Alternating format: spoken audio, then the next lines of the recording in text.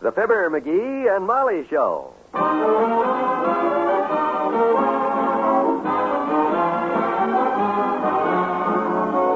Every weekday at this time, NBC brings you Fibber, MCGee, and Molly transcribed. The show is written by Phil Leslie and Ralph Goodman and directed by Max Hutto.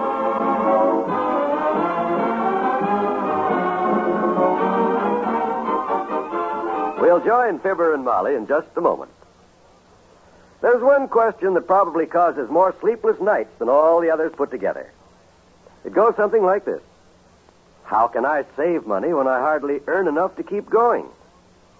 That is a serious question because it involves your future and your family's.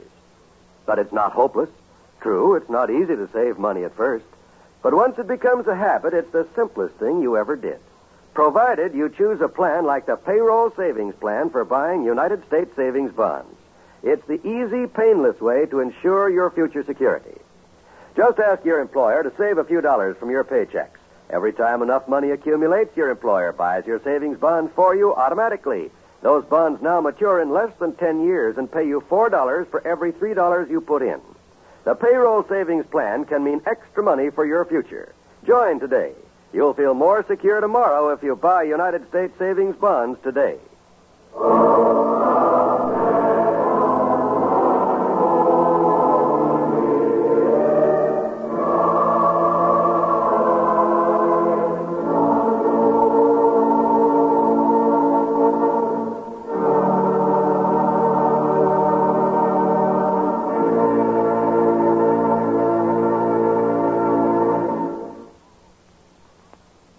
Wasn't that beautiful, dearie? Yes, it sure was. You have been listening to an hour of recorded Christmas carols featuring some of America's foremost choral groups. Your station is WVIS in Wistful Vista. Turn it off now, huh? Got it. Ah, this is a mighty fine life, sweetheart. Yep. Cozy fire in the fireplace. Beautiful Christmas tree with presents piled around it. Good friends dropping in all day. Hasn't it been a wonderful Christmas? Christmas will always be wonderful, Molly, as long as I got you. Well, what a nice little speech. Aren't you sweet, dearie? That's what everybody says. Yep. Down at the Elks Club, they all say, ain't McGee sweet? And around Kramer's drugstore, they say, that McGee, he sure is sweet. Oh, dear. Over at the Chinese laundry, they say, Hong Gao Fu Yak, which translated means... Mr. McGee is sweet? No, that means if Mr. McGee beeps once more, I'm going to starch his undershirts. Ah, you're cute. Hey, did you like your presents, kiddo? I mean, did you really like them? You know, were you surprised? Completely surprised. Good. The perfume was the biggest surprise, of course. Yeah, I knew it would be. I said to myself, he gave me perfume the last 3 years, so I know he won't give me any perfume this year. That's what I told Doc Neville when I bought that perfume. I told him you'd figure it that way, so I knew perfume would surprise you. And the purse, it's just beautiful. Perfect. Yeah, I picked it out myself. I could tell. I figure if I got your brown purse, you'd have to wear brown with it, see? And black purse would just go with black clothes, so I got a purse that'll go with anything. Red, green, purple, and orange. I love it. Boy, this robe sure is a knockout. Feel like a millionaire in a silk robe.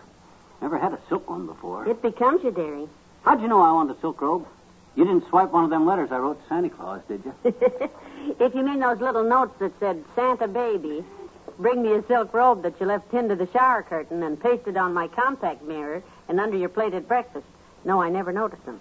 It just shows to go you that when two people live together as long as we have, you can read my mind. Yes, even the fine print. Don't forget, Christmas isn't over yet either. Don't forget, I'm taking you out for dinner tonight, any place you name. And the swankier, the better. That's just going to be wonderful, McGee. But do you think you should spend the money? You know, you spent so much on me. Forget it. Money's no objection. What's money? Besides, I got the dough all saved up for this. Well, there's some wonderful places to eat. You just pick the place, that's all. Pierre's, the Sump Room at the Ritz Vista. How about the Snark Room down at Carol's Restaurant? Well, it ought to be someplace so special. I think I'll get the paper and look through the ads. Look out for the Christmas tree, kiddo. I see it. You know, I think we should have put this tree in the corner there, McGee, instead of out in the middle of the floor like this. It's too pretty to stick away in a corner. I don't want anybody to miss this tree. No one's missed it so far. Everyone's bumped into it at least once. Yeah, but you notice when they finish putting the ornaments back on, they always say it's a beautiful tree. That's because... Company. Merry Christmas. Come in. And a Merry Christmas to you, my dear. And even to you, sonny boy. Oh, thanks, Docky. Watch the tree. Watch it. Gee, I'm sorry. It's a little close between the tree and the doorway here. Where'd this ornament fall from, Molly? You notice? Just hang it back any place, Doctor. That's it. It's a beautiful tree, Molly. In fact, your whole house looks pretty. All the Christmas decorations and everything. This is a rough time for a bachelor, you know that. Well, we feel pretty fortunate, Doctor. It's been a wonderful Christmas. Yep, and I'm going to wind it up by taking her out to the snazziest place in town for dinner, Docky. Got any suggestions? Oh, there are a lot of good places to eat. The swankiest place in town, of course, is that new English spot, Marlborough House. Oh, I heard Mrs. McDonald, the president of the Third National Bank's wife, tell about it. They say it's great. Oh, if it's good enough for the banker's wife, it's none too good for us, Tootsie. You know anybody there, Doc? Yeah, Miss Callahan and I eat out there quite often. Mm-hmm. Know Lord Cobbleton very well. Oh. Lord Cobbleton? He's the maitre d'. Mention my name. He'll give you a good table. Where, in the kitchen? Oh, gee. Well, that's what Doc considers a good table, right next to the roast beef. Right, Docky? As a matter of fact, Ducktail, when I'm sitting across the table from Miss Callahan with the candlelight and the soft music, I don't much notice what I'm eating. A likely story. She's a pretty girl, Doctor. Molly, if you could have seen her out there the other night in her new blue formal... Formal? She wears her formal to dinner? Oh, sure. Everyone dresses for dinner at the Marlborough. Oh, you'll love it out there. Well, I gotta get moving, kids. I'm picking Doris up in 20 minutes. We're going down to Bijou. Yeah, what you going to see? What's the main feature? Her beautiful blue eyes. Oh, sure. Merry Christmas, kids. So long. Well, I think the love bug has bitten a big chunk out of the doctor, dearie. Yeah. You'll never miss it, kiddo. Hey, that Marlborough sounds like quite a joint, you know it? Don't say I never take you out, kiddo, because this is your night. Wonderful. I'll go upstairs and get out my tux and... Oh, I don't know. That sounds awfully stuffy to me, McGee. It's only 5 o'clock. Relax a while. Let's think of another place. Any place at all, Tootsie. You just name it, and by George, we'll have it.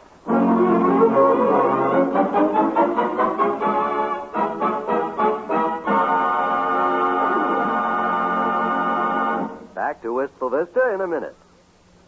The tradition of religious freedom and of religious worship in America goes back to the very founding of our country. The cornerstone of our Declaration of Independence is the statement that all men are endowed by their Creator with certain inalienable rights. So in these days of world crisis, when our nation and all its citizens need spiritual strength and guidance, all of us should think again of what religion means to us and to our country. More than anything else, it is religious faith that protects our families, our homes, and our nation. It is religious faith that makes our way of life possible. And it is religious faith that makes that way of life worthwhile. The churches of America symbolize the belief that through community worship we can gain the moral strength and courage to lead a good life. Wherever you are, whatever your faith may be sure to attend and support the church or synagogue of your choice. Take your friends and neighbors with you to church or synagogue. Light their life with faith. Bring them to worship this week.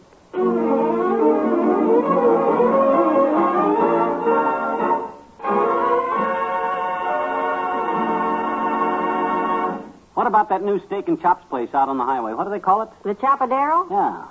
I don't know. That's pretty far out. Traffic's probably awful bad, too. I know. What about the circus room at the plaza? That's a popular spot. You know, the waiters wear clown suits and the maitre d' wears a top hat and cracks a whip. Pretty noisy. It's noisy there, isn't it? I don't care much for dinner music played on a calliope either. I tell you what, let's make it the Ritz Vista, the sump room. Swell with me, kiddo. This is your present. Their food is the best in town, and the service is good. We could dance a little, We huh? can dance all night if you want to. This is your night. Oh, wonderful. Stir up the fire a little, will you? I'll put another log on it. There. That ought to keep a while. Nothing like a fire in the fireplace. Isn't it pretty? Like I say, everything's going to be just the way you want it tonight, Molly. I'll dance. I won't argue with the head waiter. Won't make snide cracks about the food. I'll even tip the hat check girl without beefing. And we'll take a taxi cab. Both ways. How's that? Wonderful. I just want to make this a perfect Christmas for you. It is a perfect Christmas, dearie. You're the sweetest husband any girl... Oh, point killer. Come in. Merry Christmas, folks. Well, the same to you, Wimp. Merry Christmas, Mr. Wimple. Come in. My, your house looks so Christmassy. I love an open fire. Sit down, boy. Here. Let me take that big package off your hands. Oh, thank you, Mr. McGee. I'm sorry I'm so late with your Christmas present. Oh, now you didn't need to bother, Mr. Wimple. Heck no, boy. You didn't have to buy us anything. Well, you've both been so nice to me, letting me stay here while my wife was away and everything. I just wanted to bring you a small token A of... small token, he says. Look at the size of this box, will you, Molly? From the silver shop, too. I'll get the scissors. Oh, that isn't for you. That box is a gift my birdwatchers group just gave me. Oh. I haven't had a chance to open it yet. I have your present here somewhere. Oh, dear. I had it right here in my vest pocket. Oh, well, don't worry. I must have dropped them someplace.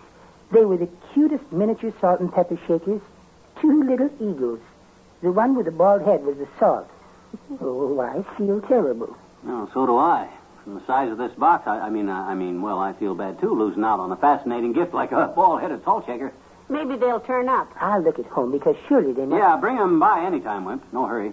We're getting ready to get dressed now and go out right now anyhow. I'm taking Molly out to Christmas dinner. We're going to get all dressed up and go to the sump room, Mr. Wimple. Oh, that's a wonderful place, and very popular, too. I only take my wife to the best spots, of course. I won't keep you, because you really should get started. I passed there on my way over here, and the lobby is jammed. People are waiting clear out on the sidewalk. Oh, really? You won't have to wait more than a half hour, though, because when they're crowded like that, the waiters work very fast, and they rush the customers through pretty quickly. Oh, they do, huh? We've never been there when they were really crowded. Be sure and watch out for the little jumpy waiter with the bald head. He snatches your plate when you get up to dance. Well, have a pleasant dinner, and Merry Christmas. Oh, thanks, Wimp. Thanks, Mr. Wimple. Same to you. I didn't want to go to the sump room anyhow. Me neither. Plenty of better places in town to eat than getting your plate yanked out from under you just because you get up to dance by an eager waiter. Of course there are. Hand me that paper. I'll pick out the perfect spot, because for you, Tootsie, I want We won't need the paper, dearie. I know just the place. Good. I've been thinking about it all afternoon. And there's only one place I want to be this Christmas evening. Just name it. Right here. At my own fireside. With you. Yeah, but I promise to take you, Oh, gee, Molly. That's swell. I'll call the delicatessen and order some sandwiches. Good. Put another log on the fire. Okay. Ah, what a wonderful Christmas.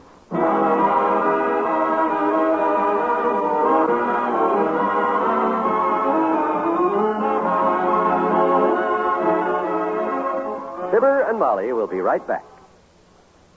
Each night, we at NBC take great pleasure in bringing you such fine programs as the Fibber, McGee, and Molly Show. For it is such programs as this that have throughout the years helped to build your confidence in the NBC radio network. When you set your dial to this station, you know that you will hear the finest of all radio entertainment. In sending these programs into your home for you to select freely without payment of any kind, the National Broadcasting Company and its affiliated stations always assume the role of guardians of good taste.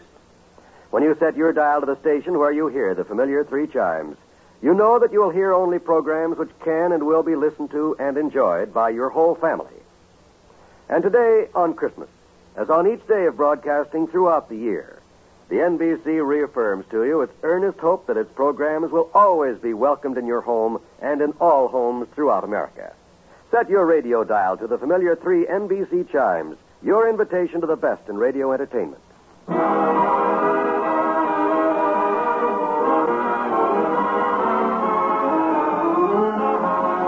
Ladies and gentlemen, Molly and I hope you've all had as happy a Christmas as we've had this year. And we hope all the days of your life are as happy as this Christmas Day. Good night. Good night, all.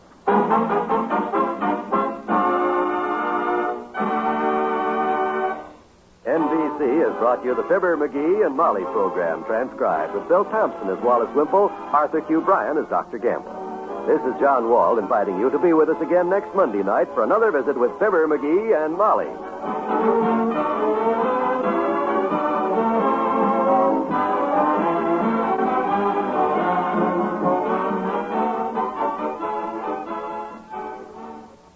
Today's the day to start enjoying your new kitchen radio and the great lineup of shows on the NBC Radio Network.